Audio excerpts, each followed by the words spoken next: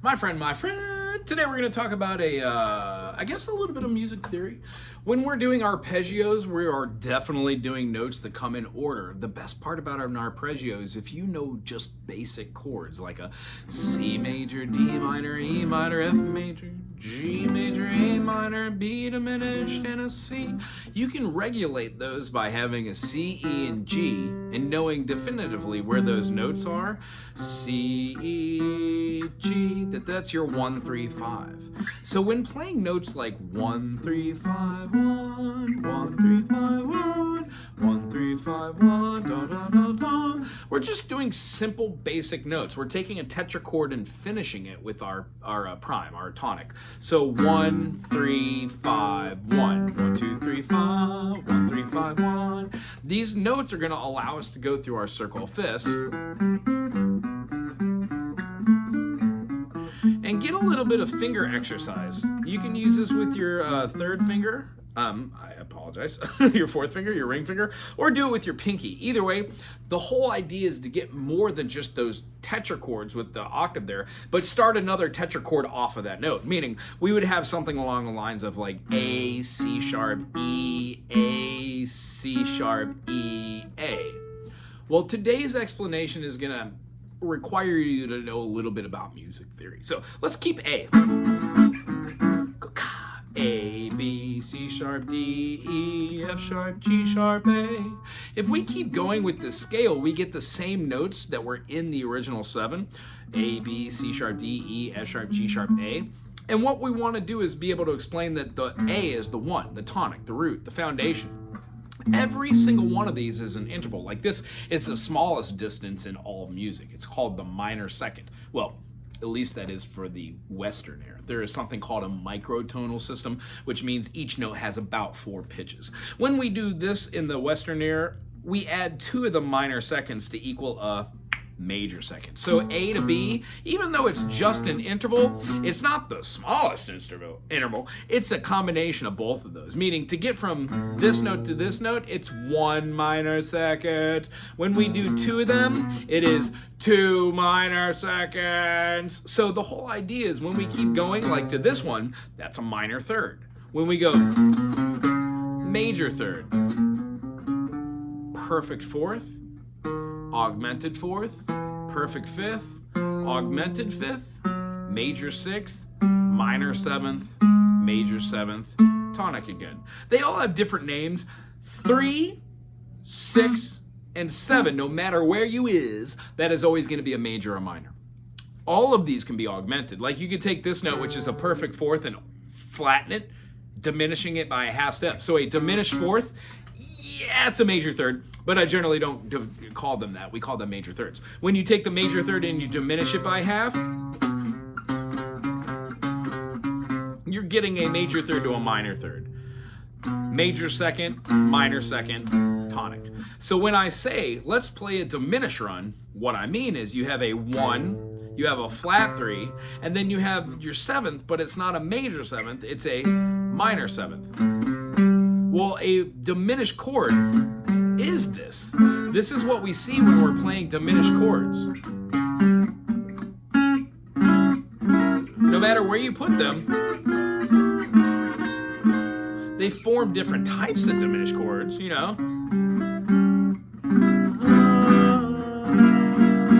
But no matter where you do these diminished runs, full diminish, half diminish, or just straight up diminish, what we're talking about is a 1, flat 3, and a flat 5. So when flattening the 1, flat 3, and flat 5, if you reintroduced that major 7th in the key of A, we would have A, B, C sharp, D, E, F sharp, G sharp, A. Well, our minor 7th and our major 7th are kind of conflicting.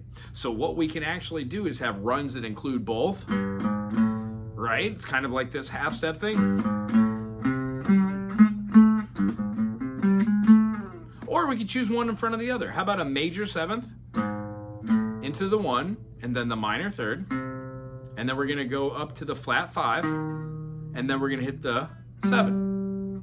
Why did I include that fat 5? That flat 5? Because that really is the diminished feeling. Whenever we have an A major and we diminish the 5th and we diminish the 3rd, what we're achieving is getting our diminished, A diminished. And the feeling of this chord is, it gives this uneasy sense of tension and awkwardness because we're using something called dissonances. Anything that's really not the 1-3-5 causes tension of some sort. Even if it's pretty, like A sus4, that's still a dissonance of a sort. When we do a resolution, it feels good. That's why we call them a suspended note and then a resolution, no matter which way you do it, suspended 4 or suspended 2. So when doing the A and doing something like our, let's see here, major 7th, 1, flat 3, flat 5, minor 7, major 7, 1. A lot of the time you'll hear something like,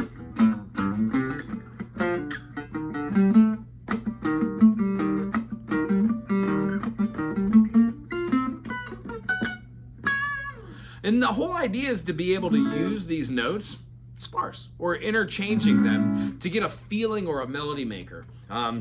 This isn't the video to explain how to make a melody, but very simply, when you practice doing runs like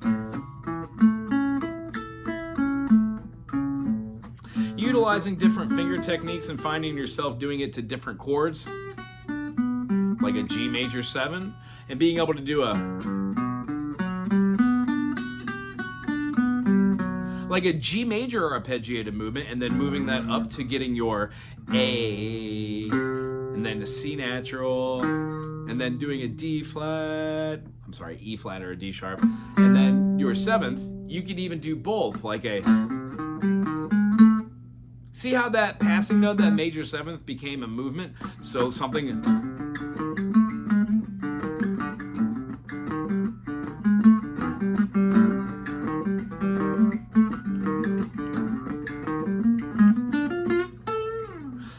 able to do these over and over, not that I'm the best of it, means that your brain and your hands on both sides are working at the same time. So a great way to practice the practice of practicing is to pick a key. Let's pick something a little different. Let's just pick C. C, D, E, F, G, A, B, C. So where you're doing your 1-3-5, our B natural would be our major 7th. See how using that run leads to having a different amount of intensity building. The reason being is in C, we're wanting to pull all those notes towards the G, the dominant, and then put them back to here. Believe it or not, music's as simple as that, but there are a lot of other notes and ideas that go into that. So when we're playing,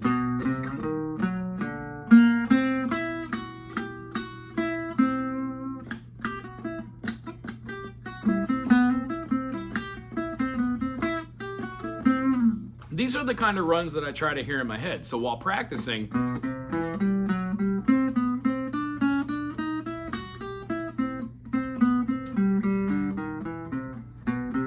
I try to move them with minor seconds, minor thirds, major thirds, and then you come up with an idea of what intervals you like to move around. By just doing simple practices, you get your fingers really strong at hearing the different notes of a scale and then their preferences. And then by seeing scales aren't just locking you to these 7 notes, that you literally can learn the E, F, G, A, B, C, D, E, F, G, A, B, C, D, E, F, G, A. When you can associate with those notes as having runs as, you can start to hear how knowing what a C major 7 to be able to utilize notes that are around those chords would make sense. And if this, again, is way over the top, don't worry about it. The whole idea is one little thing at a time. That's how we process information. Join and subscribe to this channel to ask questions. If I'm annoying or this isn't your bag, try another channel. Life is too short to be upset. Aloha!